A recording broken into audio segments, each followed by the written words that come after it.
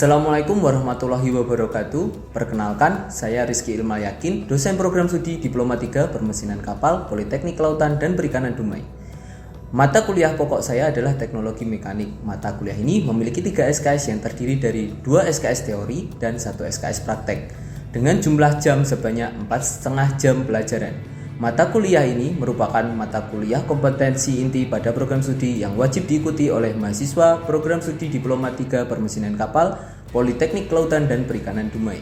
Deskripsi mata kuliah Teknologi Mekanik membahas tentang identifikasi peralatan kerja tangan dan permesinan sesuai penggunaannya. Mata kuliah ini mempunyai lingkup materi yang disampaikan adalah tentang pembubutan, fresh dan scrap, elemen mesin, melakukan perawatan mesin, melakukan kalibrasi mesin dan peralatan, proses pengecoran, dan proses fiberglass.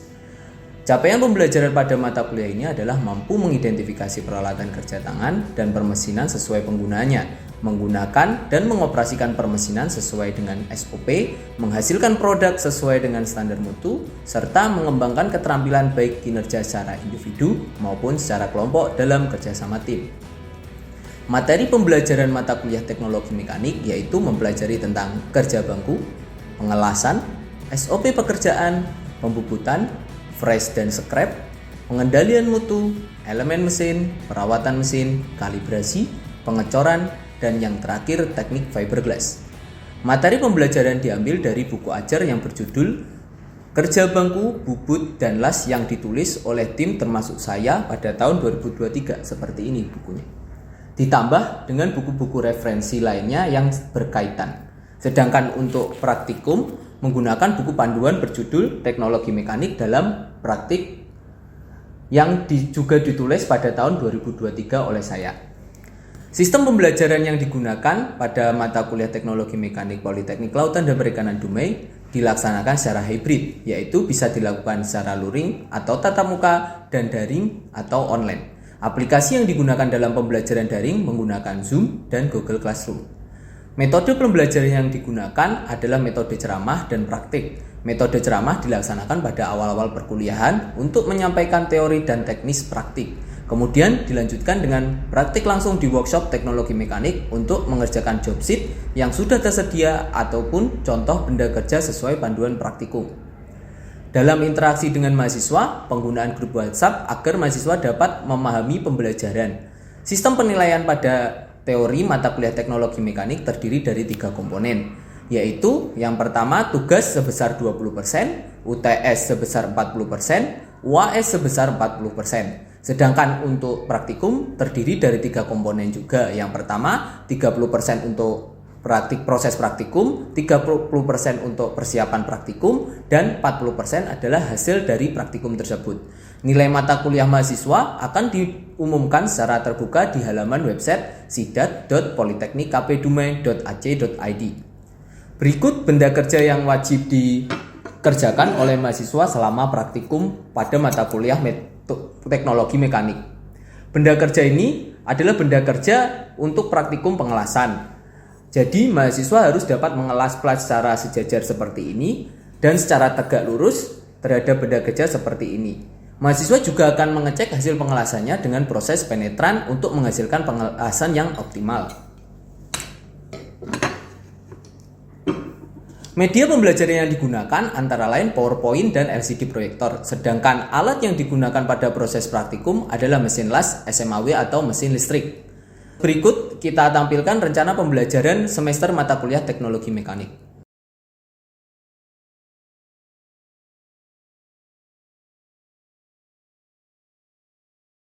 Berikut akan ditampilkan video proses pembelajaran baik di kelas secara teori dan di workshop secara praktik oleh mahasiswa. Oke, Assalamualaikum warahmatullahi wabarakatuh.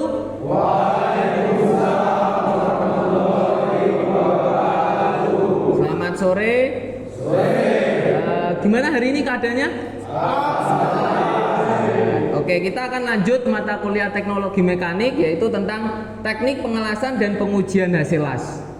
Sebelum masuk ke materi ini, kita akan mengulas materi sebelumnya di minggu lalu tentang teori-teori dan pengertian-pengertian tentang apa sih welding itu atau pengelasan, ternyata pengelasan itu dibagi menjadi dua, ada fusion welding sama solid state welding atau pengelasan secara menggabungkan dan memadukan benda padat. Kalau fusion welding itu ternyata ada 5 nih, ada arc welding, resistance welding, oxy-fuel gas welding, beam welding dan lain sebagainya. Kalau arc welding itu ternyata adalah pengelasan busur yang menghasilkan sebuah perpaduan bisa menggunakan api yang bisa meleburkan logam atau bisa menghasilkan sebuah aliran listrik yang bisa menghasilkan panas yang bisa meleburkan logam. Selain itu ada resistance welding, oxy-fuel welding dan beam welding ya. Tapi di dalam dunia engineering kita biasanya menggunakan arc welding untuk lebih efektif atau lebih efisien atau lebih mudahnya. Kalau di lapangan gimana Pak? Ternyata di lapangan itu banyak menggunakan yang namanya SMAW atau las listrik. Nah, las listrik itu menggunakan aliran listrik yang bisa meleburkan sebuah logam. Jadi logam itu dipadukan menjadi satu, dialiri listrik yang nantinya logam itu akan melebur. Terus kemudian ada solid state welding ya. Solid state welding itu bisa kayak kita menggunakan cold work. Ada beberapa jenisnya ya, diffusion welding, friction welding, friction stir welding dan lain sebagainya. Kalau biasanya kita menggunakan atau ingin menyambungkan aluminium, ternyata kita bisa menggunakan stir welding. Stir welding itu apa? Ternyata stir welding itu kalau di lapangan itu bisa pada logam-logam yang saling digesekkan. Jadi digesek-gesekkan menghasilkan apa? Panas ya. Kalau sudah menghasilkan panas bisa meleburkan sebuah logam. Aluminium itu panasnya sampai berapa Pak? Oh, ternyata aluminium itu kalau di lapangan itu hanya sampai 600-an. Jadi kalau digesek terus dengan kecepatan tinggi, kemudian ditempelkan dengan logam satunya, sesama digesek akan menghasilkan panas dan bisa melekatkan logam tersebut. Jadi seperti itu kalau kita bisa mereview materi yang sebelumnya.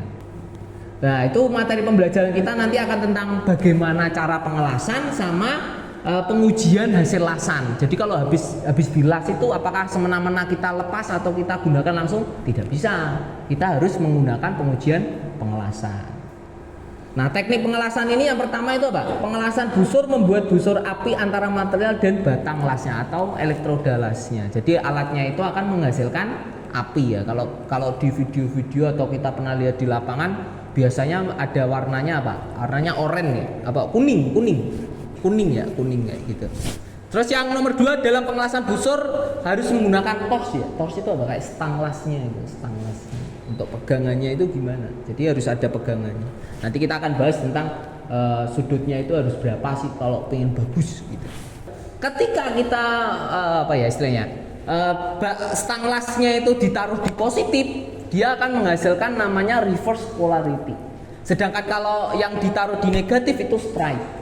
Apa bedanya Pak? Kalau strike itu lebih enak, istilahnya lebih lurus polaritasnya. Jadi kalau mau ngelas peleburannya itu meleburkan logamnya itu lebih lurus, lebih tebal, bisa menghasilkan luasan yang besar. Tapi kalau misalkan kita balik di positif, dia cocoknya itu adalah ke benda yang tidak membutuhkan mencairnya itu dikit, di atasnya dicairnya dikit.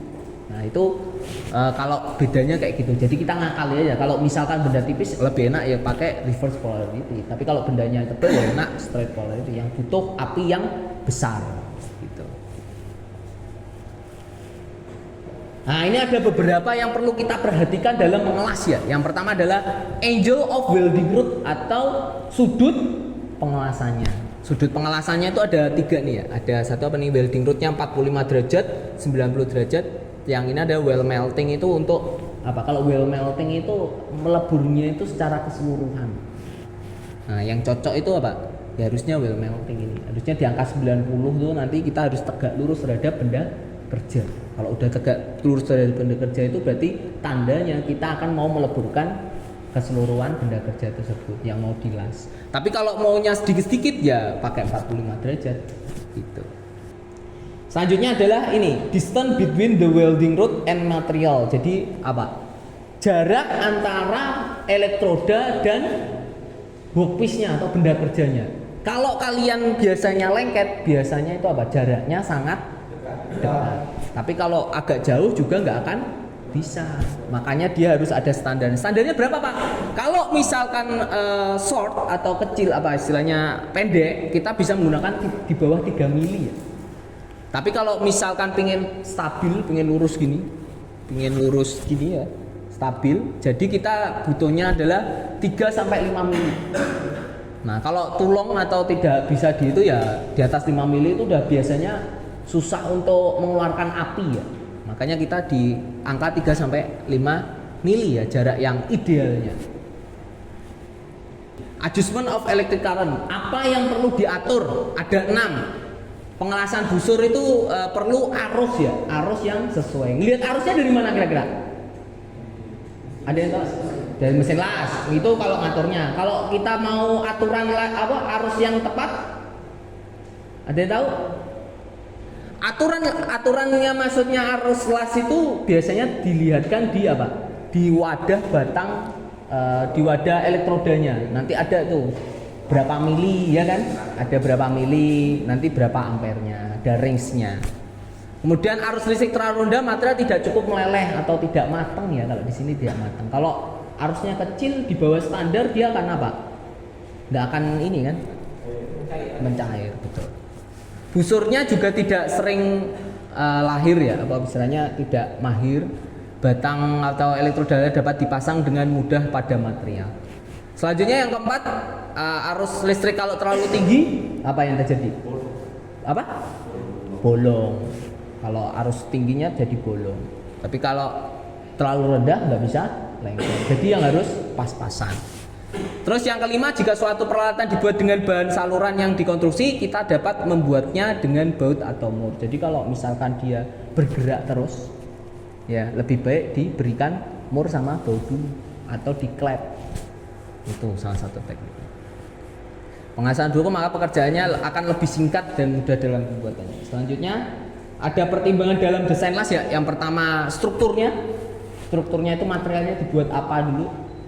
Jangan sampai aluminium sama besi, itu nggak cocok. Aluminium sama besi kan harus ada teknik yang lain. Nah harusnya lebih enaknya itu aluminium sama aluminium, stainless sama stainless dan lain sebagainya.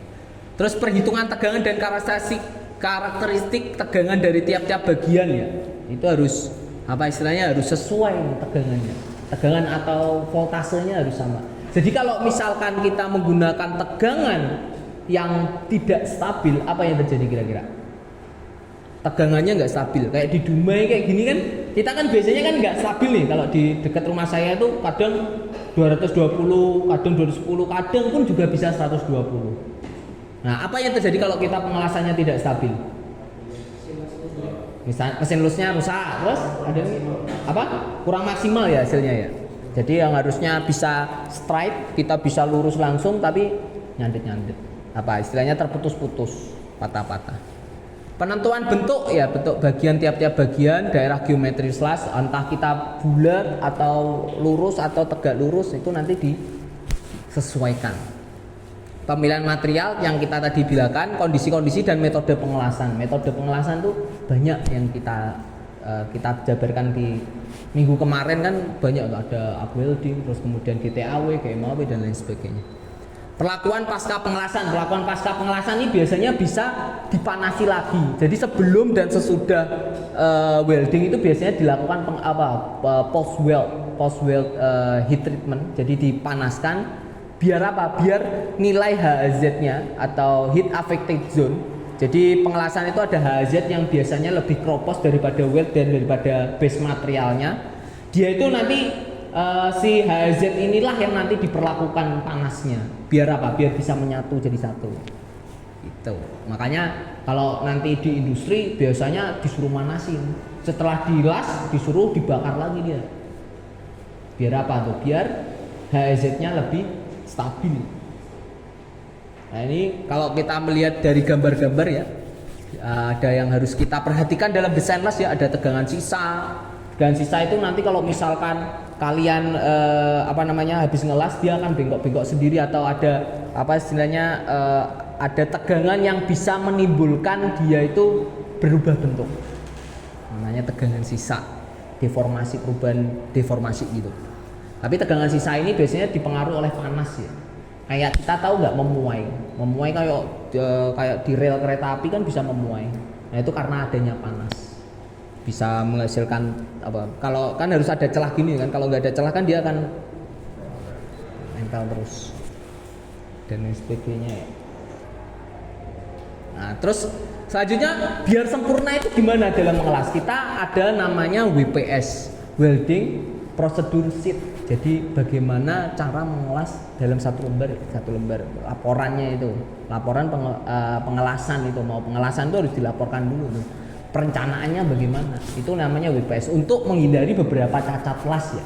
Cacat-cacat las itu bisa dihindari dengan WPS. Kita mau menggunakan material apa, kira-kira menggunakan metode pengelasan apa, tekniknya gimana, celahnya berapa, WPS.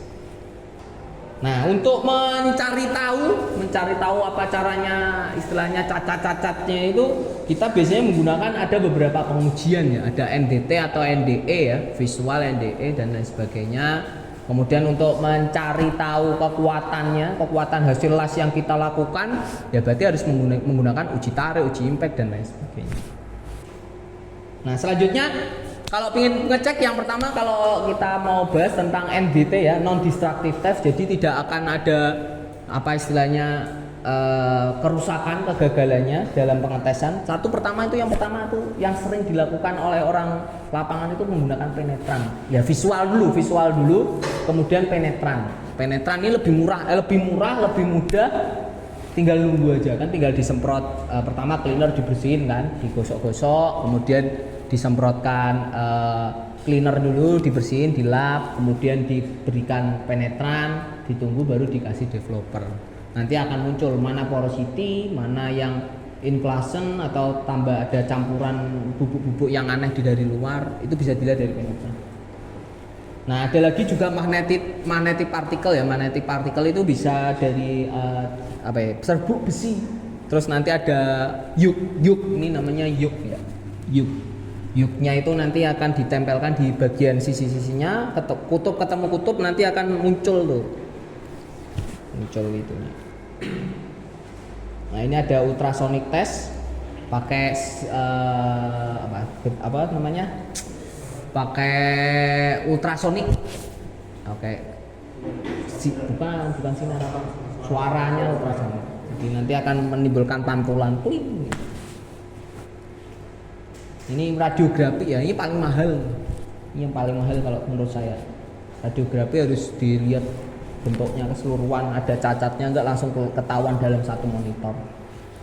Nah, itu makanya yang membuat mahal. Ini perhitungannya dan lain sebagainya.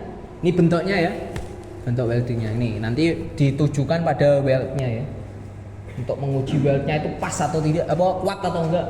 Kalau enggak kuat ya berarti salah tekniknya. Kalau kuat sama kayak material base-nya, berarti teknik pengelasannya mantap. Nah, ini bentuknya ini. Nah, kayak gini nih, kayak patah kan payah nih berarti. Entah HZ-nya entah apa. Nah, ini yang bagus yang kayak gini, melengkok langsung jadi Oke, sampai saat ini ada yang modelnya kan? Sebelum kita nanti praktikum. Nah, silakan Franz. Izin Pak, mohon bertanya. Ya, silakan. Tadi kan yang saya perhatikan ada kecepatan dalam pengelasan. Ya. Di sini kan kecepatan kelas dapat diatur si pengelasnya Pak. Ya. Jadi di sini saya mau tanya, apa akibat jika kecepatan las yang digunakan sangat rendah? Apakah berpengaruh tidak pada benda yang dilas Pak? Oke. Bagus, pertanyaan yang bagus itu, Fran. Jadi kalau kita ngomong tentang kecepatan las atau kalau kita bisa ngomong travel speed bahasanya itu, kalau biasanya travel speed atau kecepatan pengelasan, kalau biasanya dia itu terlalu lambat, dia akan bisa menghasilkan lubang ya. Jadi si materialnya itu tidak kuat menahan panasnya, yang akhirnya jadinya lubang, nggak sempurna. Tapi kalau terlalu cepat apa yang terjadi? Nggak nyambung. Logamnya tidak akan bersatu menyambung, kan nanti akan cuma titik. Makanya kecepatan pengelasan itu disesuaikan terhadap tebal tipisnya, kemudian arus yang dipakai dan lain sebagainya, gitu ya. Menjawab ya. Ada yang lain? Mohon izin bertanya, Pak. Ya, silakan. Kan biasanya kalau kita melihat retak pada pengelasan, kalau dia di luar kan biasanya bisa kita lihat secara visual. Ya, ya. Ini bagaimana kalau dia retaknya itu di dalam, Pak? Oke. Ya, pertanyaan yang bagus tuh. Kalau kita tadi membahas tentang apa namanya? NDT ya, non destructive test. Jadi ada beberapa cara pengujiannya. Kalau retaknya dari dalam, mungkin kalau penetran nggak bisa ya, karena kan nanti akan muncul cairan penetrannya. Tapi yang lebih tepatnya itu biasanya menggunakan infrared. Kalau nggak ultrasonik agak mahal. Jadi retaknya pasti di dalam. Bisa mungkin terjadi, Pak. Mungkin dan sangat mungkin. Kan tadi saya ngomong adanya tegangan sisa ya. Tegangan sisa itu bisa menginisiasi retak. Retak yang tidak terlihat adalah retak yang ada di dalam. Makanya bisa menggunakan radioterapi atau ultrasonik. Jadi bisa kelihatan tuh, oh di bagian sini ada retaknya. Ya udah, berarti harus diulas ulang lagi. Karena itu sangat berbahaya kalau las dalam ya nggak kelihatan. Gitu ya. Oke. Ada lain? Cukup? Oke, kita terakhir nanti silahkan mengerjakan tugasnya ya. Tugasnya dikumpulkan jadi minggu depan. Buat BPS pada pengelasan yang kalian buat ya.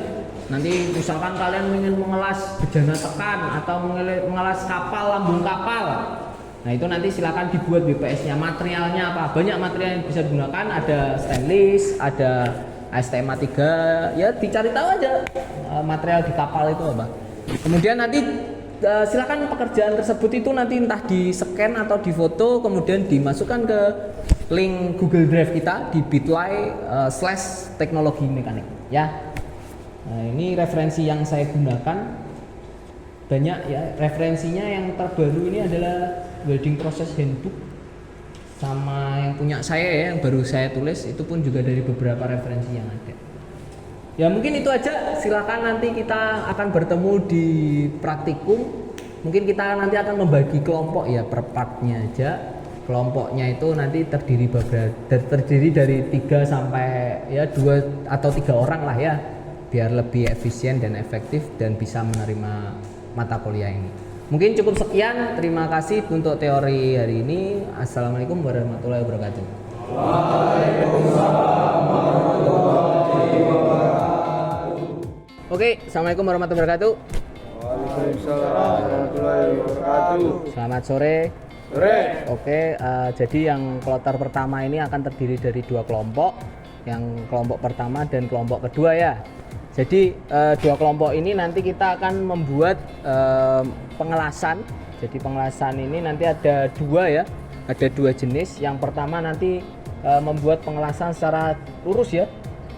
Jadi 2 lempeng, nanti kalian las ya, ini lurus.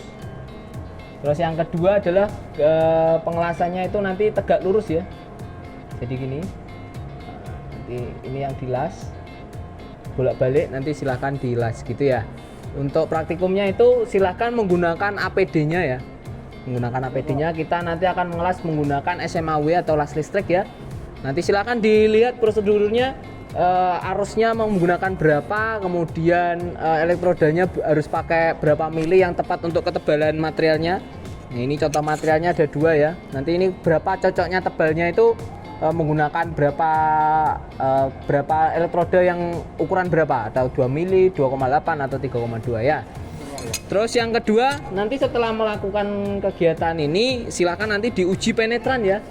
Penetran yang pertama nanti menggunakan cleaner dulu, dibersihkan menggunakan cleaner ini, kemudian disemprot penetran, ditunggu 5 menit, kemudian diangkat dengan menggunakan developer ya. Mungkin itu praktikum kali ini. Silahkan dikerjakan, jaga keselamatan, utamakan keselamatan dalam pekerjaan. Hati-hati kalau mungkin ada pertanyaan sambil kita nanti akan diskusi di lapangan. Mungkin cukup itu saja briefing praktikum ini, silahkan dikerjakan. Selamat sore. Sore.